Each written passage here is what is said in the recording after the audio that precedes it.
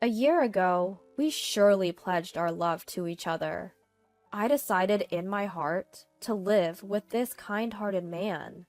However, his attitude completely changed right after the marriage.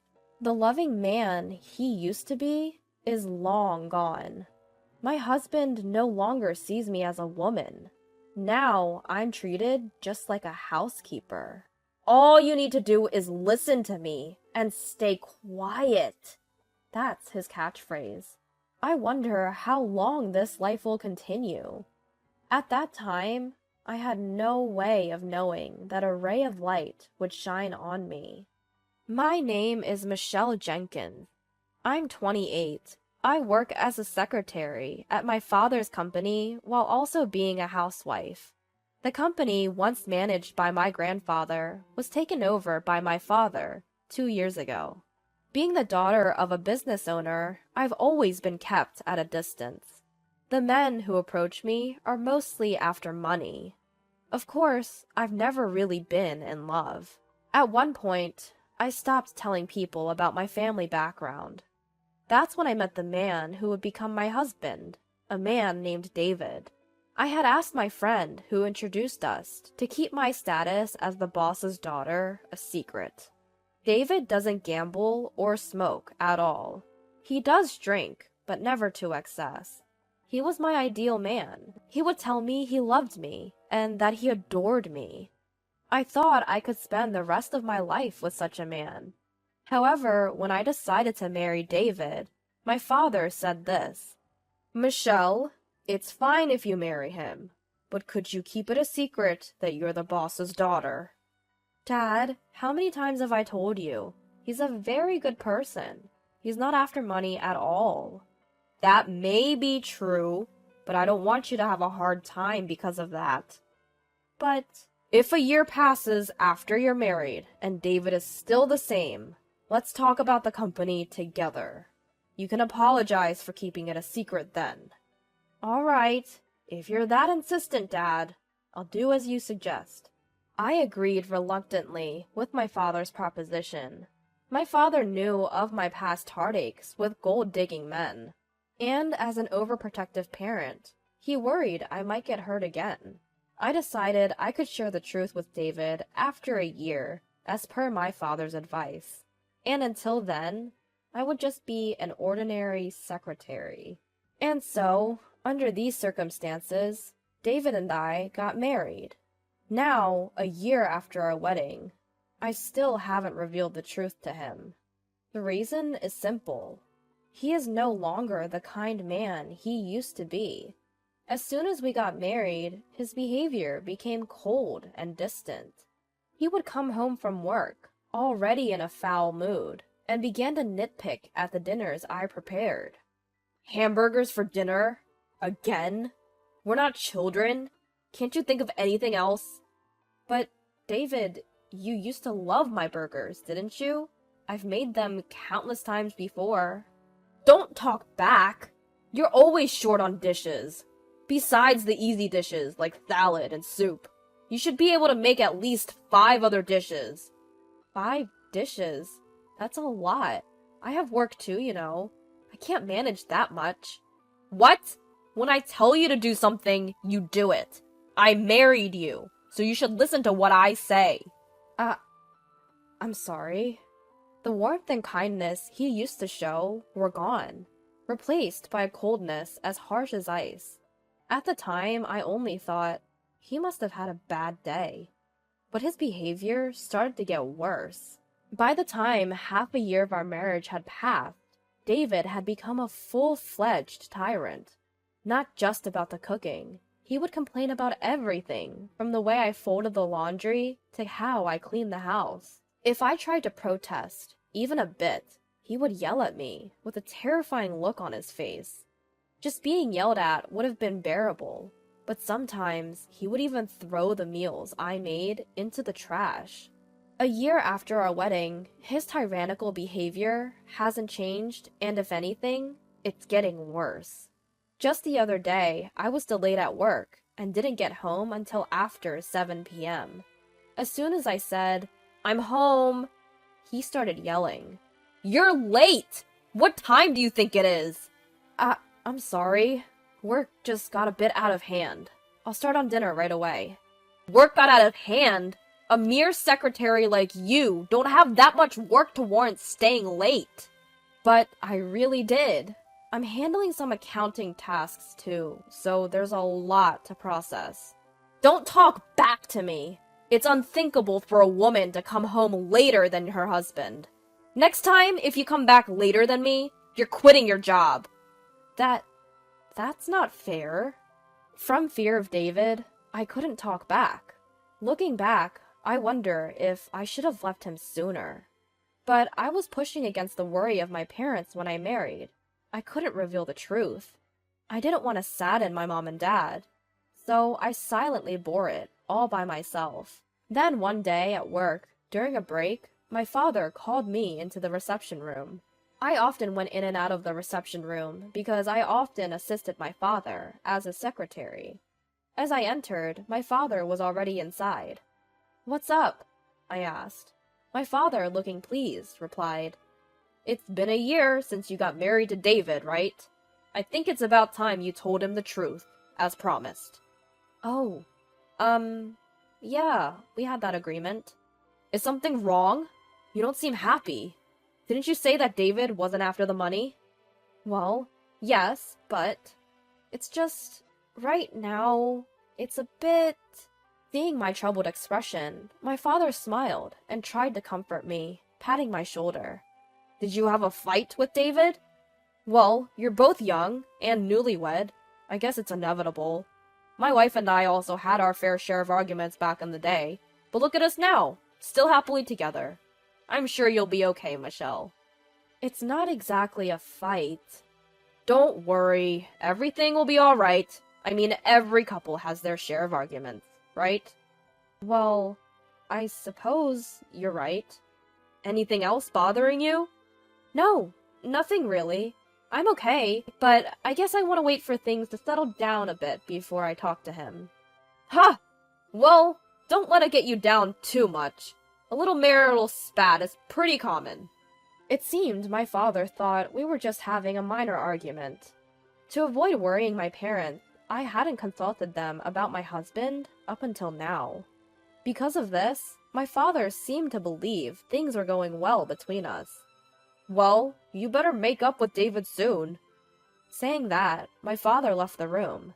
Left alone in the room, I was choked with emotions I didn't know how to deal with. I had married David despite my parents' concerns. I absolutely couldn't tell my father about the deteriorating relationship between David and me, but sooner or later, I'd have to talk about it or risk arousing suspicion. To prevent my father from becoming suspicious, I had to maintain my relationship with my husband, somehow. And if possible, I wanted to steer our relationship in a positive direction. That night, I came home on time to talk with David, waiting for him to return.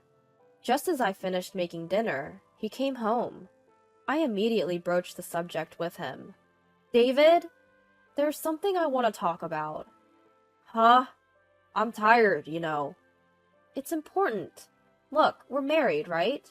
I want our relationship to be equal and enjoy our lives together every day." "Equal? Huh? What are you talking about? There's no way you and I are equal." My husband grabbed my hair, yanking it up harshly. "Ouch!" I couldn't help but cry out, but he didn't let go. As if mocking my wincing face, he slowly opened his mouth. "Listen well. I'm the one who did you the favor of marrying you. Be grateful that I deigned to marry a plain and useless woman like you." "Did me the favor? David, didn't you say you loved me?" "Don't make me laugh. I just pretended to like you because you seemed obedient and would be a handy housekeeper." That's not true. You just need to be quiet and listen to me, housekeeper." With these words, he yanked my hair towards his face. From that day on, I gave up hoping. There was no chance of us being equals. And I didn't want to worry my parents. nor could I get a divorce. My appetite dwindled day by day, and I ended up just living with my roommate, my husband. Then one day, while living such a life, I woke up feeling completely exhausted. My head hurts, and I feel a chill. When I took my temperature, it was a whopping 104 degrees Fahrenheit. I forced my aching body to sit up and called out to my husband. David, I'm sorry, I don't think I can make breakfast today. What? Why not? I've got a fever of 104. I'm in so much pain. Can I just stay in bed for the day? At this, my husband let out a long sigh and yelled, slacking off chores because of a stupid fever. Get to work, you good-for-nothing. But, please forgive me. I'm really sick. Shut up! Stop making excuses. You're just a housemaid. Don't you dare defy your master. Please, just for today, I'm begging you. He clicked his tongue loudly, swung the door open with a bang, and left the room. Next thing I knew, my hands were shaking, and my body was trembling uncontrollably. I finally realized just how close to the edge I was being pushed. If I continue like this, I'll break down, for real. Continuing to live like this, it'll drive me mad, body and soul. I need to do something, but what can I do? I want to think of a way out, but my fever is making my head heavy, and I can't think straight. Maybe it was because I'd been on edge for so long, but I fell back asleep. Several hours later, I was awakened by my husband's raging voice. Hey! Didn't I tell you to wake up, you dumb woman? Huh? David. Outside the window, it was already dark. My fever had gone down a lot, but my body was still heavy, and a faint headache lingered. Despite my state, he vented his anger. I called you multiple times. What are you doing sleeping? Called? I sent you a text saying I'm bringing my boss home, prepare drinks and snacks. Didn't I? Huh? Wait a minute. You knew I was sick today, right? And yet you brought your boss home? I invited him to continue drinking at home. My promotion depends on this. Get up and get things ready, now! No, I can't. I'm still in my pajamas, and I'm not feeling well at all. Shut up! Just get out here, now! As he yanked me by the arm and forced me to stand in the kitchen, my husband then hurried back to his boss, who was likely waiting at the entrance. Sorry to keep you waiting. Please, come on in. From the entrance, I could hear my husband speaking cheerily. Are you sure this is okay? This late? I'm sure your wife wouldn't appreciate. That's what I've been saying. I don't have a wife, just a housemaid. A housemaid? Sort of like a maid wife, you could say. But please, don't mind. As he said this, my husband led his boss into the living room. I was in my pajamas, without any makeup, so I bowed my head in embarrassment. Nice to meet you. My husband is always telling me about you. I apologize for my appearance. Ah, I'm the section chief, Mr. Smith. I'm sorry for intruding so suddenly. Please, don't mind me. I'll prepare something right away. As I returned to the kitchen, hiding my face, my husband let out a tirade. Hey! Get a move on and make something! You're absolutely useless! I'm sorry. Just wait a little bit longer. Instead of opening your mouth, move your hands! Despite the section chief taking the time to visit, how much more do you need to embarrass yourself before you're satisfied? Huh? I'm sorry. Sorry about this, Mr. Smith. Our maid is really quite useless. The section chief sat quietly, his face slightly contorted. Even as I prepared and brought over the drinks and snacks, my husband kept making snide remarks like, You're really useless. When my husband went to the bathroom, Section Chief Smith started to speak. "Excuse me." There was no way I could ignore him. Although I was flustered, I responded. "Yes. Is there something you need?" You're the daughter of CEO Allen, aren't you?" My maiden name was Allen. He was referring to CEO Allen, my father. What? How did you... I had previously visited your father's company regarding a business deal. You served me tea then, didn't you? Wait, you were from that time? I usually attended all interactions with our business partners. Each time I served tea and was introduced as the daughter of Mr. Allen. And Smith, he was one of those people. I was informed that David's workplace had become a client of my father's company, but I had not yet told my father that David was working at Smith's company. While glancing towards the bathroom, Smith continued in a hushed tone. "What's up with your husband's behavior? Is he always like this at home?" Yes. I can't believe what you've been through. Why haven't you told Mr. Allen?" That is... Regardless, we can't let this continue. Leave it to me." Smith, while looking at me straight in the eyes, quickly packed up his things and left. In that moment, I felt as if something that had been restraining me was slowly being untangled. I felt a profound relief, as if I had finally found an ally. On the other hand, when David returned from the bathroom, he was stunned to find that Smith had left. "Why didn't you stop him, you good-for-nothing?" Despite his shouting, I decided to trust in Smith's words and endure it. Several days later, I was summoned by my father and headed to the company's reception room. Upon entering, I found Smith and a pale-looking David. Why is David here? And Smith, you're here too." I was confused, unable to understand the situation.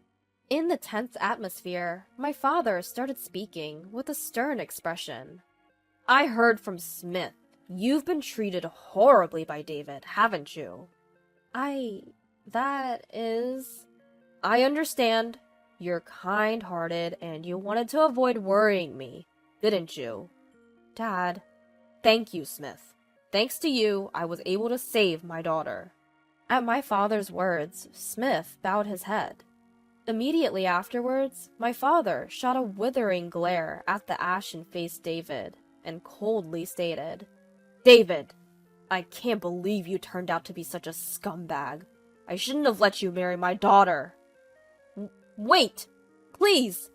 David pleaded, shaking visibly. "I had no idea you were the president of our business partner. I didn't know Michelle was a CEO's daughter." "Shut up. So if you knew, you would have treated Michelle better? You're truly a lowlife." No, there's no reason for this." "Oh, reason?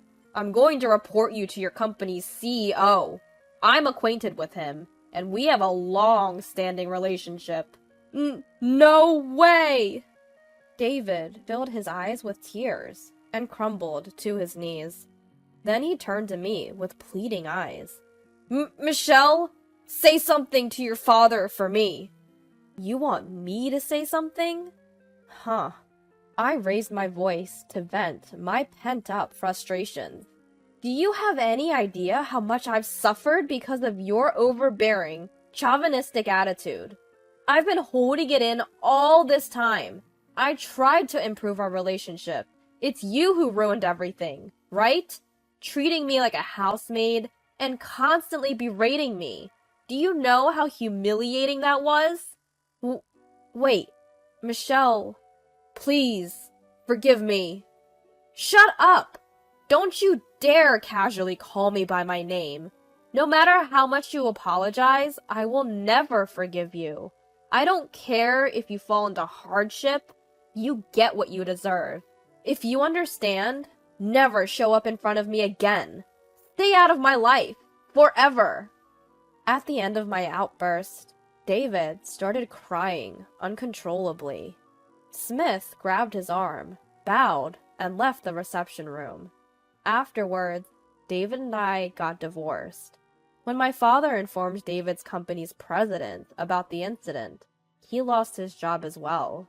It seemed David had a poor attitude at work and was fired considering these factors. Because he was fired for a valid reason, he didn't get any severance pay. After the divorce, David apparently went back to his parents' house. However, his in-laws already knew about the incident.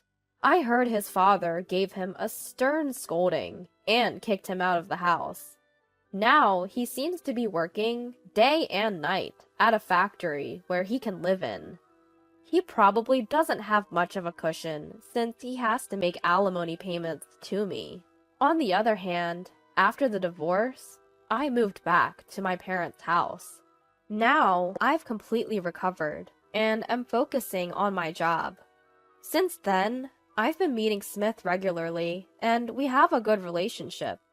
I'm not considering remarrying yet, but if I do someday, I want someone like him. When that time comes, I hope to build a happy family.